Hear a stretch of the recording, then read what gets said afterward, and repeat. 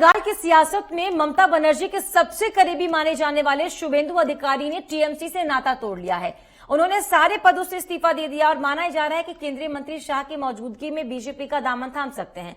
ममता के वो सारे सिपहसालार एक एक कर साथ छोड़ते जा रहे हैं जिन्होंने 10 साल ममता बनर्जी को सत्ता के सिंहासन पर बैठाने के लिए जी जान एक कर दी थी। वक्त और सियासत ने ऐसी जगह खड़ा कर दिया कि अब वही नेता ममता को सत्ता से बेदखल करने की कवायद में है।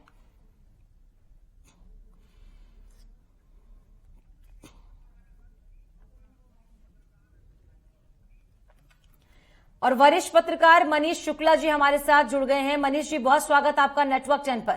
जी नमस्कार। नमस्कार मनीष जी, शुभेंदु अधिकारी का पार्टी छोड़ना, सभी पदों से इस्तीफा देना और जिस तरीके से ममता बनर्जी के जो तमाम अपने सिपहसालार है वो एक एक करके साथ छोड़े जा रहे हैं, किसी बात का संकेत दे रहा है क्या ये?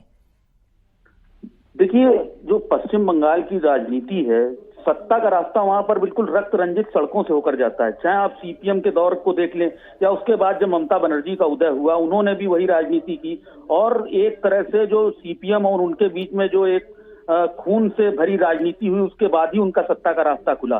तो ममता बनर्जी के सत्ता में आने के बाद बड़ी उम्मीदें जगी थी कि जनता को एक नया राजनीतिक जो परिप्रेक्ष्य है वो मिलेगा, नई एक सत्ता मिलेगी, उम्मीदों की एक बड़ी एक आशा थी। लेकिन पिछले 10 सालों में जो डेवलपमेंट हुआ, जिस तरह से एक भ्रष्टाचार हुआ, वहां पर विकास जो है, विकास की बड़ी कमी रही। ममता जी जिस वंशवादी राजनीति का विरोध करती थी, उन्होंने उसी राजनीति को आगे बढ़ाया और उनके भतीजे आज जो हैं वो एक सत्ता का प्रतीक बन के उभरे हैं। और यहाँ तक कि कई स्थानों पर ममता बनर्जी से ज्यादा वो पावरफुल माने जाते हैं कि उनके इशारे पर सारी चीजें होती हैं। जो ये घटनाएं हो रही हैं, जिस तरह का एक दूसरा तृणमूल कांग्रेस और भाजपा के जो कार्यकर्ता हैं उनके बीच में जो खूनी संघर्ष देखा जा रहा है, निश्चित तौर पर ये माना जाए तो कहीं ना कहीं उसमें ममता बनर्जी के भतीजे की भी भूमिका है।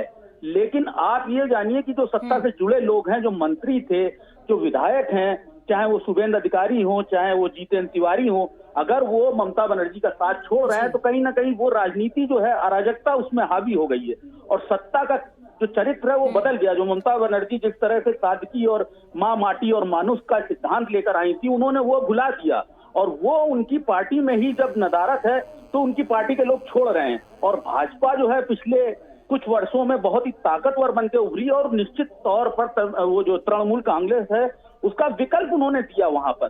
तो जनता भी जुड़ रही है और जो सत्ता से जुड़े लोग थे वो भी भाजपा से जुड़ रहे हैं। देखिए मनीष शुक्ला जी, टीएमसी से ये बड़े चेहरों का जाना क्या इस बात की ओर संकेत करता है कि सत्ता परिवर्तन हो सकता है पश्चिम बंगाल में? बिल्कुल, शुभेंदु अधिकारी जो है वो ममता के बहुत ही करीबी थे। एक तरह से कहा जाए कि ममता के बाद जो आते हैं नेता, उनमें वो शुमार थे। चाहे इसके पहले मुकुल राय हो, मुकुल राय बहुत बड़ी ताकत थी तृणमूल कांग्रेस की और जिस तरह से वो भाजपा से जुड़े और उसके बाद में आप देखिए जो पिछला लोकसभा चुनाव हुआ और भाजपा को जो सांसद मिले, जो जितने 22 सीटें जो मिली हैं लोकसभा की, वो अपने आप में अभूतपूर्व था और तृणमूल कांग्रेस के बहुत बड़े रणनीतिकार थे मुकुल राय। और इसके बाद में शुभेंदु अधिकारी जो है वो बहुत बड़े नेता है पश्चिम बंगाल के।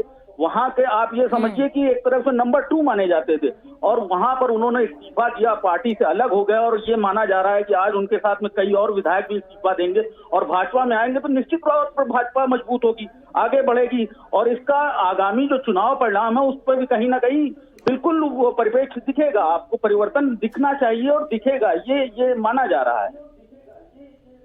जी बहुत शुक्रिया मनीष जी आपका नेटवर्क 10 से बातचीत के लिए।